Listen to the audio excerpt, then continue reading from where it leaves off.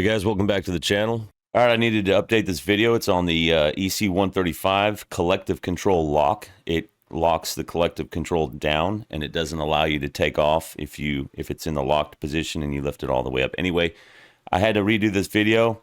Most of it's original, but I had to go through the part numbers because we ordered the updated SB part number, and it really didn't work on our helicopter due to the wiring on the radios, and I'll show you that later in the video, okay?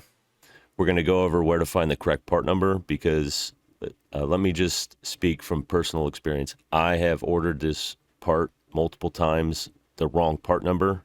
So we're going to go over where to find the correct part number, where in the AMM, how to replace this real quickly. There's also a service bolt-in. All right. So that being said, let's get started. Okay, like I said, the collective control fixation. Look at this thing on the periodical or whenever. I'm pretty sure it's on the periodical inspection. But if you look at the fixation sheet or whatever they call it multiple things. See how the hole is worn out or it's just all worn out. They use it every day. They use it every flight. It just gets worn out. Another quick thing on this, at the very end of the collective control is that stainless steel looking knob that electrically grounds some of your avionics. And it's like your aircraft on ground switch. It's not a switch, it just electrically grounds it. So like your transponder goes to standby mode. So same with like if you have a weather radar, it puts that in standby mode. So electricity flows through there to the ground. Anyway, we're not going to get into the weeds on that on this video. But where do we go to find this? Where do we go to find the correct part number? If you had no idea, you just go into the IPC, the Illustrated Parts Catalog, like anybody else, and you'd go, oh, let me just think about this for a second. Okay, rotor flight controls, where's collective lever? Yep, that's probably where it is. Let me go in there. Oh, okay, right here. It says collective lever fixation. Let's go to that one. Let's go to that IPC. If you scroll through, it shows actually my serial number of the aircraft I normally work on is in here. So you wouldn't think any other reason why it would be somewhere else. So you go here, go to the IPC, click onto it, and if you look at it, though, it doesn't look like what is on our aircraft. So the drawing is actually pretty accurate. If you order that part number, it looks just like that, and it's the wrong part number. Not even going to tell you what the wrong part number is, because I don't want you to get confused. Anyway, so where do we go to find the correct part number? Well, if you didn't know, it's the section of the slant console. So where do we find the slant console? Well, it's chapter 3113, but you have to scroll down. There's about 50 different versions of different types of slant consoles. Anyway, figure out which one has your serial number of your aircraft inside of it and go look at that one. But I'm pretty sure all of the collective lever fixation sheets, they call it a sheet. I think it's all the same part number. Well, kind of. Once you find the one that is applicable to your aircraft, you click onto it and you scroll down. And on this drawing, it's item number 170. The problem here is there's three different 170s. There's 170, 170A, and then B. So now you're like, all right, which is the right one? Anyway, if you click on A and B and you scroll down on the right side over here, it shows you not necessarily applicability, but it'll show you pre and post service bolt-in. And then we'll go over the service bolt-in real quick. But the point is, this is where you find the part number, and the one that is the correct part number is 170B. That's the item, and the correct part number, hold on, I have it written down. But here's a picture of the original one, which is pre-service bolt-in, and the part number for that is Lima 311 Mike 3803216. And it has the curved top, and the post-service bolt-in part number is Lima 671 Mike 3803205, and the top of that lock is bent over at 90 degrees, and it's looks like an inch and a half, maybe 2 inches taller than the other lock. All right, so that's the correct part number. Also, we'll just take a quick look at this service bolt-in. It's service bolt-in number 31-060. This service bolt-in offers the installation of the reinforced plate. They call it a plate here, and they also call it a sheet on the IPC, right? So it's confusing. Anyway, for the collective lever fixation, the reinforced plate is more resistant against inadvertent bending or whatever it says there. Okay, cool.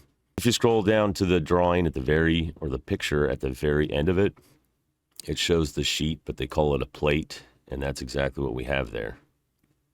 That's exactly what my helicopter looks like. And it gives you installation instructions, but so does the AMM. Also gives you the maintenance manual. So if you scroll back up to like page 2 of this service bulletin, it shows you the old part number, and then it shows you a new part number. That's the part number, same part number I just told you in the IPC. Nothing crazy. So if you go to the AMM to do this job, to replace it, use it as a reference, is 67-12-004-4. Shows a picture. That's us. It also says effectivity all. So when you go to do this job, you're going to need to take the radios out. I think you might have an instrument control panel there or something right behind this in order to get access to the spring that attaches to this fixation, and also the grounding wire. See down there. There's also another section, which I've never seen this before. It's the same reference. It just has effectivity post-service bulletin 31089. And what that talks about is this little piece right here, which is the top. I don't know, it's like the bracket or the part that the part that the fixation sheet or plate slides through has a little, I don't know, hook on the top of that. I've never seen that, so don't worry about that. All right, here's more of the updated version. So we installed the new post-service bulletin collective lock, and for some reason, when you're going up and down with the collective, when you go close to the bottom, but you're not even at the bottom yet, it unlocks. And the reason for this is because there's a little bend in the bottom of the new lock that pushes the spring forward in the aircraft, and it rubs up against this wire bundle for the radios. So once you go down to a certain point, it pushes the lock aft, which the bottom of the lock aft, which pushes the top of the lock forward and unlocks the lock from the collective, which is no good. That's because the new lock has that one bend that bends at the bottom. It bends the spring forward a little bit, maybe like half an inch, 3/4 of an inch. So that's the problem. And instead of trying to rewire the bottom of our slant console, the wiring harnesses and stuff, we decided to go back to the pre-service bulletin like we originally had in this aircraft. And the new lock is a little bit taller. So instead of unlocking it with like one hand, you have to use both hands. That's a little bit more in the weeds, but here's a picture of the original one, which is pre-service bulletin, and the part number for that is Lima 311 Mike 3803216, and it has the curved top. And the post-service bulletin part number is Lima 671 Mike 3803205, and the top of that lock is bent over at 90 degrees, and it's looks like 1.5 inches, maybe 2 inches taller than the other lock. So it's up to you, your discretion. Obviously, I've seen both of these locks installed on our aircraft, and for us, we went back to the original lock, the pre-service bulletin lock. All right, cool. That's it for the update. All right, one last thing, guys. At the very end of the maintenance manual where you're replacing this collective lock, it says, during the next ground run, check whether the stop of the collective lever fixation makes it impossible for the helicopter to take off. You hear what I just said, right? The next time you do a ground run, lock the collective, have the pilot in flight, lift up the collective. The torque doesn't get very high, so it's not a big deal. It'll stop it, but it wants you to check it. So make sure you do that. All right, cool. Anyway, simple one, guys. Making this video to help everybody with the correct part number, so save some out of service time, save some heartache, save some wasted money. You know what I mean. So hope you guys found value in this video. If you could, give me a like, maybe share it with some of your buddies out there. All right, and I'll see you guys next time. Later.